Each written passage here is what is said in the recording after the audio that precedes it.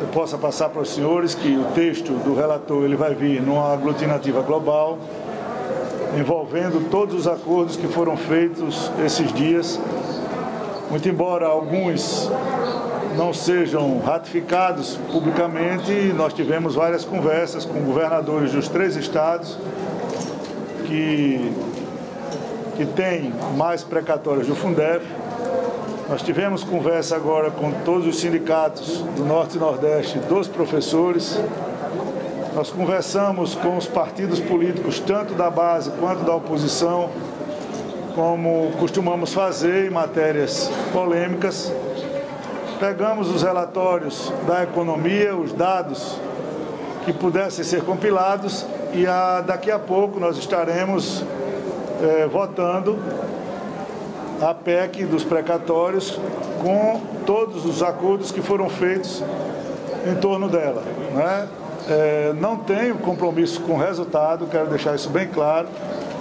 Agora, tenho compromisso em defender uma pauta que aparentemente não causa mal a ninguém, pelo contrário, só traz benefícios. Eu posso aqui nominá-los.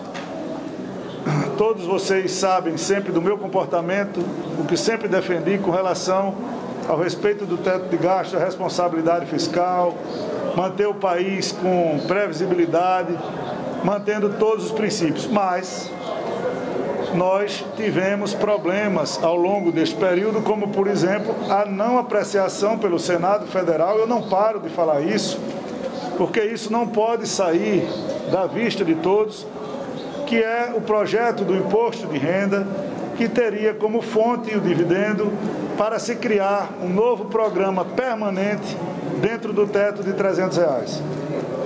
Não houve até hoje essa apreciação, nem sequer saiu da comissão, e houve uma movimentação, porque agora, ao final de outubro, todos os programas estão finalizando.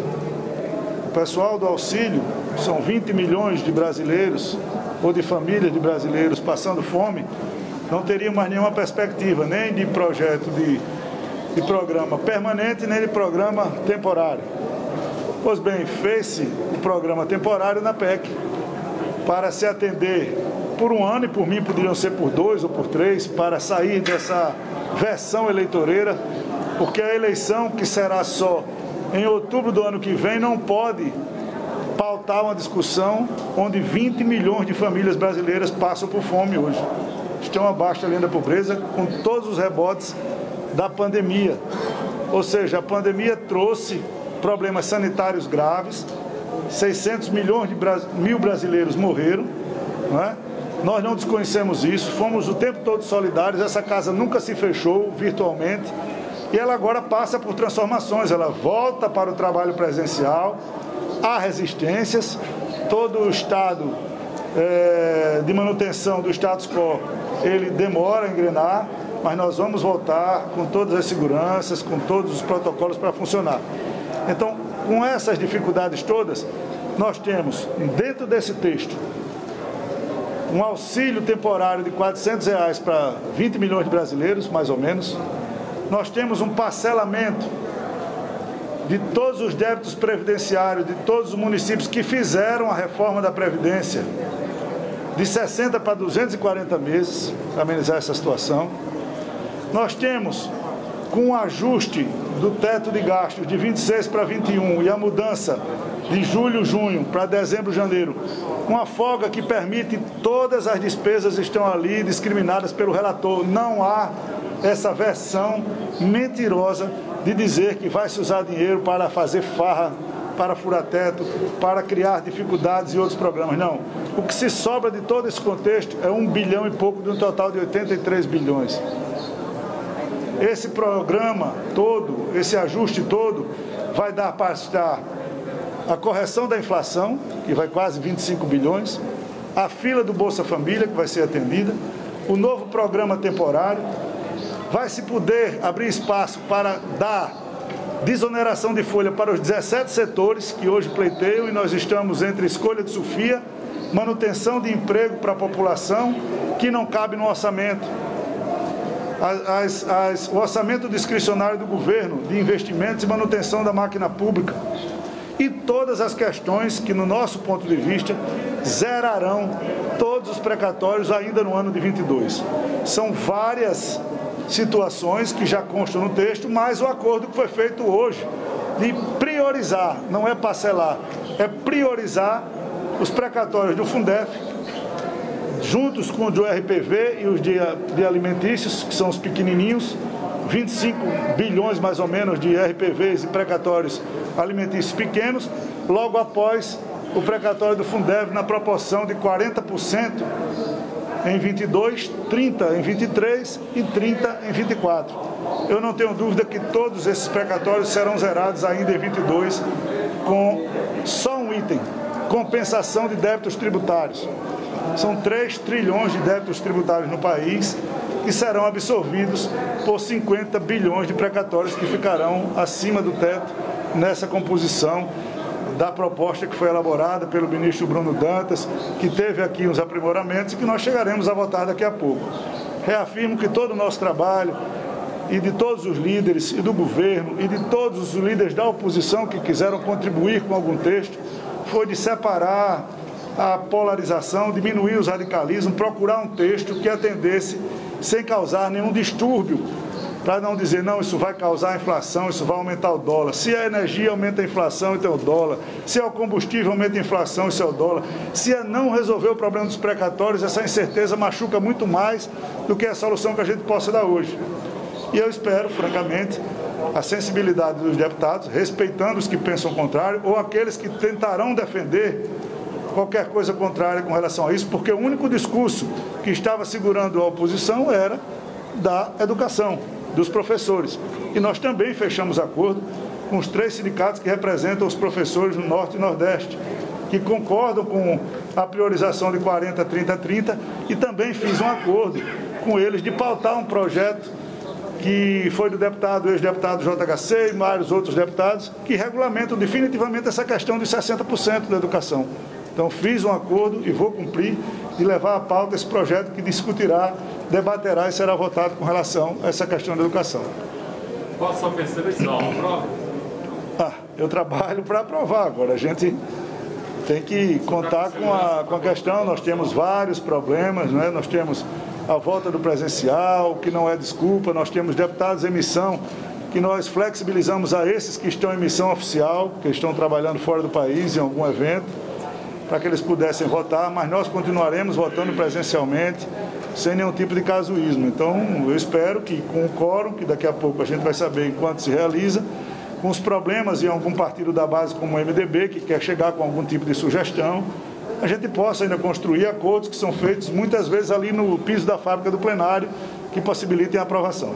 Líder, o PDT iria propor para o senhor, quero saber se propôs, se o senhor aceitou, a criação de um PL para que o Fundef possa ser utilizado para o pagamento do salário dos professores e a criação de uma PEC para tornar o Auxílio Brasil obrigatório, constitucional. Rolou essa proposta? Eu acabei de falar aqui que vou pautar um projeto, inclusive, que trata dessa questão dos 60% dos professores. O meu acordo foi esse também, que nós sempre construímos alternativas que possam agregar. Então, se está uma dúvida com relação a essa questão, se esclareça de uma vez. E com relação à PEC, ela tem uma PEC tramitando no Senado, se eu não me engano, do senador Eduardo Braga, com a relatoria do senador Anastasia. E aqui tem uma que trata do SUAS, de autoria do deputado Danilo Cabral e de relatoria do deputado André Figueiredo, que pode ser adequado, justamente isso. Você não vai criar um programa, você não vai dizer quanto é um programa, nem quem serão os beneficiados, nem quanto custará. Mas você constitucionalizará um programa de renda básica, que é o interesse do Senado e da Câmara. Não vejo nenhum problema com relação a isso. Presidente, em relação à priorização do Fundef, ela vai ficar dentro ou fora do teto de gastos? Não tem nada absolutamente fora do teto. Não, e dentro também do teto dentro do teto de 22. E do teto de precatórios também. Vou repetir, nenhum pagamento será fora do teto. A PEC ela continua a mesma. Nós iremos priorizar os RPVs, os alimentícios, as pessoas idosas com deficiências e o Fundef, prioritariamente. Depois os outros cronologicamente. Essa também é uma aglutinativa, né? Aglutinativa global que será apresentada agora no plenário pelo deputado Hugo, mas retratando exatamente tudo isso que eu estou falando aqui. mas aí nós temos aqui, nós não fazemos nada antirregimental. Temos todos os cuidados. Havia texto e há texto, haviam emendas e há emendas. Tem emendas que ainda estão sendo propostas, destaques que estão sendo propostos. Então, tudo isso é fonte e base para a emenda aglutinativa. Mas as emendas eram na fase da comissão especial, né, presidente? Não, absolutamente. Até o início da votação, o relator pode. Pode. Senão, nós não estaríamos fazendo. Fizemos várias outras. Nós fizemos precatório em 19, foi feito assim. Nós fizemos várias outras votações nesse sentido. Disseram que ia ter um recurso no plenário para que uma das emendas fosse aceita. Bom, eu não entendo dessa maneira, não. Há um destaque de preferência para que essa emenda aglutinativa global seja votada com preferência.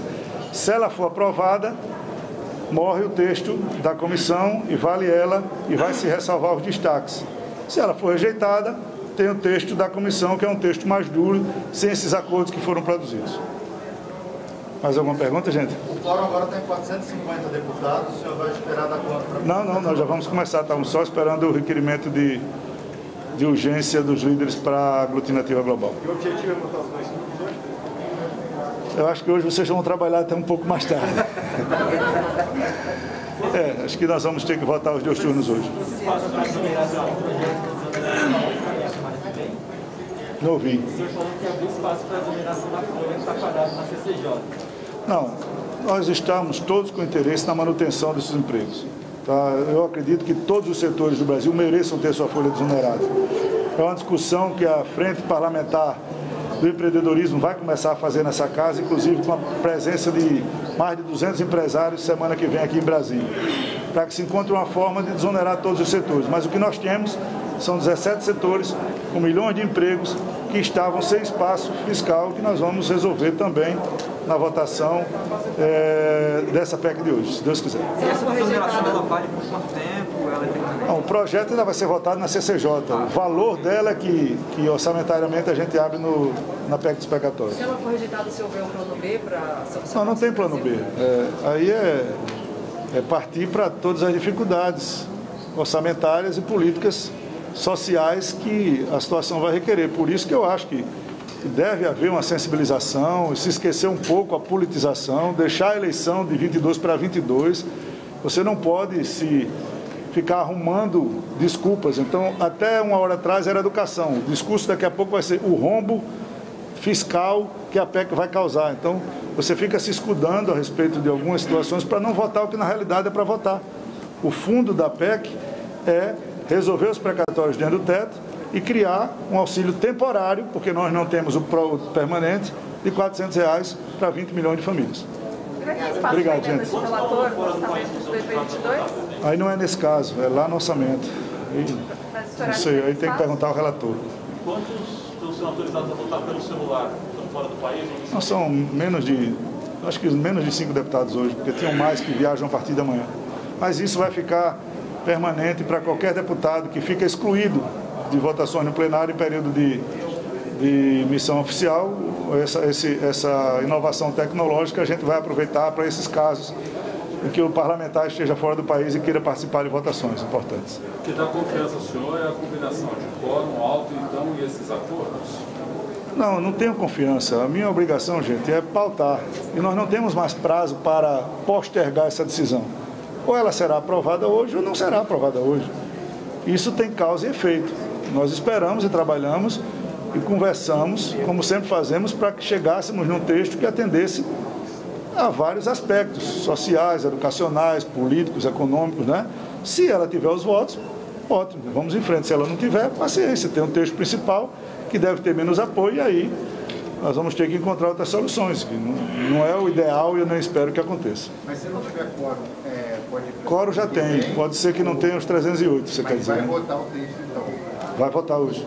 Hoje não passa a disposição, e nós avisamos semana passada, que na quarta-feira todos já se prevenissem, porque nós votaríamos essa semana. Então não há desculpa para não estar presente. Exoneração, é que não vai ter nada vinculando. Não tem nada, não tem nenhum texto, eu estou afirmando porque na realidade nós fizemos contas, né? Então não tem nada vinculando no texto, mas a desoneração, o texto sendo aprovado, rapidamente será votado na CCJ e eu não sei nem se terá recurso para plenário. Já houve discussão na sessão passada, o senhor vai agora direto para a votação? Agora já é votação. Só o destaque de preferência e votação do mérito e dos destaques. Tá bom? Obrigado, gente. Boa noite. Obrigada.